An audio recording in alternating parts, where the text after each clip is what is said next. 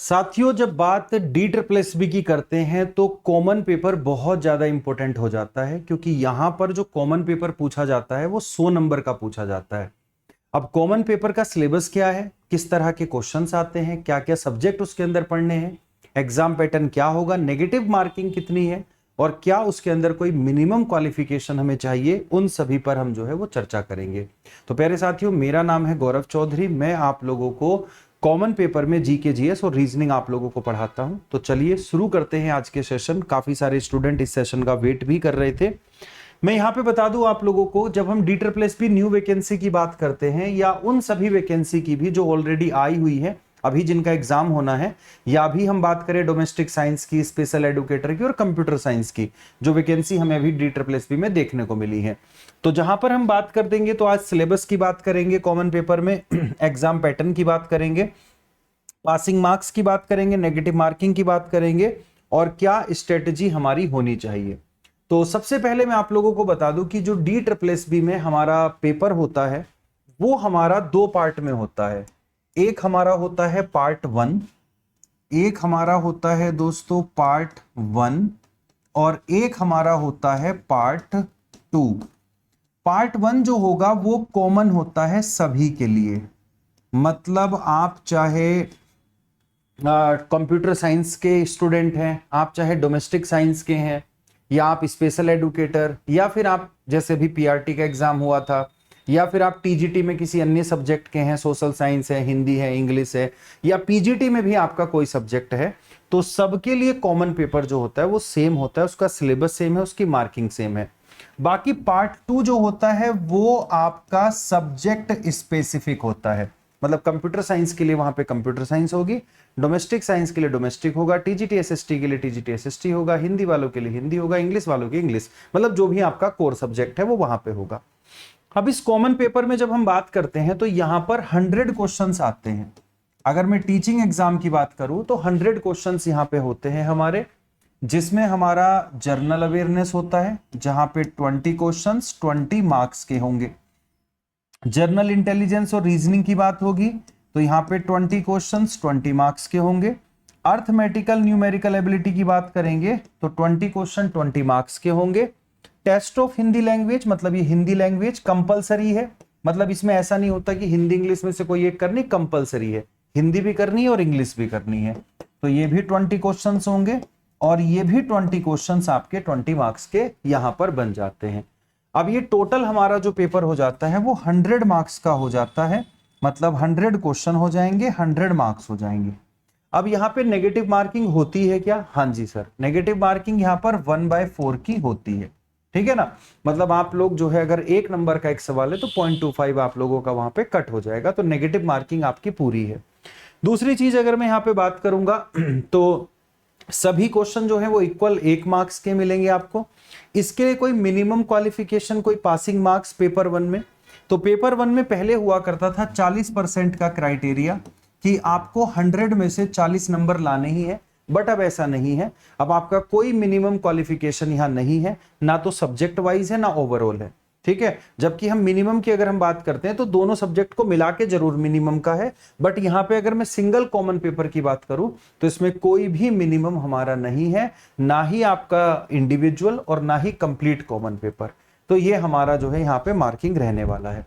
यहां पर बहुत अच्छा स्कोर किया जा सकता है। जर्नल अवेयरनेस में अगर मैं नॉर्मल बात करूं तो नॉर्मल अगर आप ठीक ठाक पढ़ के चल रहे हो, रेगुलर पढ़ के चल रहे हो, तो आप यहाँ पे 12-13 मार्क्स स्कोर कर सकते हो, और आप बहुत अच्छा पढ़े हो तो 15-16 तक भी जा सकते हैं वो मार्क्स, ठीक है। नहीं पढ़े हो तो फिर वो आपके 5 में ही चले जाएंगे, 4-5 मार्क्स आपके आएंगे।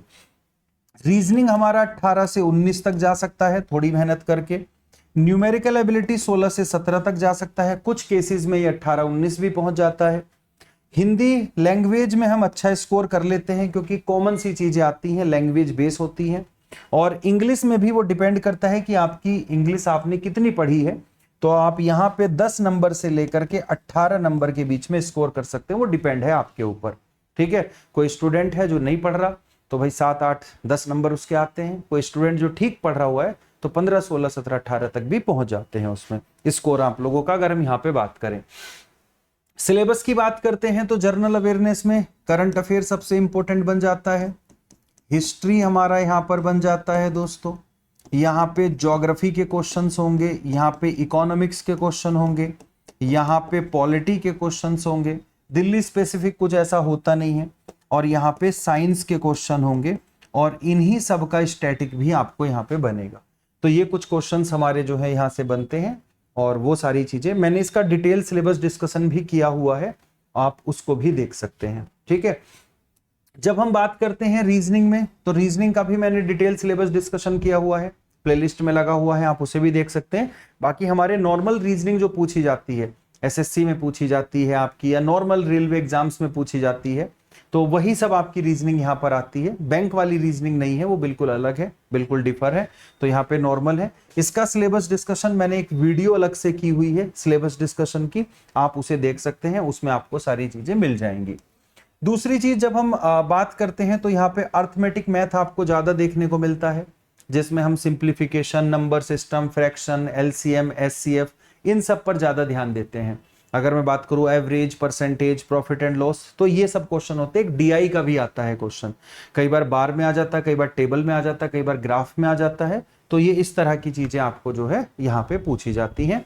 अंकुर सर ने इसका सिलेबस डिस्कशन किया हुआ है डिटेल में, तो वो आपको मैथ की फैकल्टी पूरा प्रॉपर इसमें डिस्कशन भी आपका जो है वो ऐड है। 20 मार्क्स में आपको क्या क्या पढ़ना है।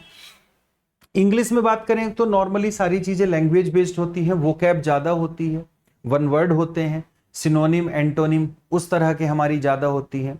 कई बार अगर हम बात करेंगे तो सेंटेंस का ऑर्डर कई बार लगाने को आता है। तो इस तरह के क्वेश्चंस आपको यहाँ पे मिलेंगे। निधि मैम ने इसको जो है यहाँ पे डिटेल में किया हुआ है। जब हम बात करते हैं हिंदी लैंग्वेज भी सेम इंग्लिश की तरह होती है।